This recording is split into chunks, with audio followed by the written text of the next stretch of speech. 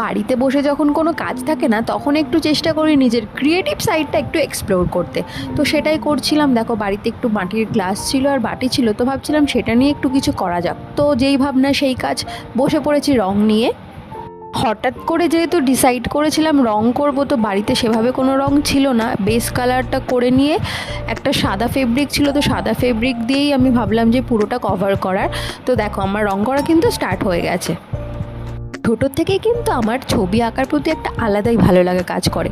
ছোটোবেলায় তো সারাক্ষণই আঁকার খাতা আর পেন্সিল নিয়ে বসে থাকতাম রং করতে, কিন্তু এখন আস্তে আস্তে যত বড় হচ্ছে এই অভ্যেসটা পাল্টে গেছে। তবুও যখন একটু ফাঁকা সময় পাই বা যখন একটু মন খারাপ থাকে, তখন চেষ্টা করি আমার এই আঁকা খাতা নিয়ে বসে যেতে। একদিক থেকে বলতে পারো ড্রয়িংটা কিন্তু আমার স্ট্রেস বাস্টারের কাজ করে। তো দেখো, তোমাদের সাথে কথা বলতে বলতে কিন্তু আমার এই আঁকাটা শেষ হয়ে গেছে। তো তোমরা সবাই কিন্তু কমেন্ট করে জানিও আমার পেন্টিংটা কেমন লাগলো তোমাদের। গ্লাসের সাথে সাথে কিন্তু আমি একটা প্লেটও রং করেছিলাম, কিন্তু সেটার ভিডিওটা করা হয়নি, তো আমি ছবি এখানে অ্যাটাচ করে দিলাম।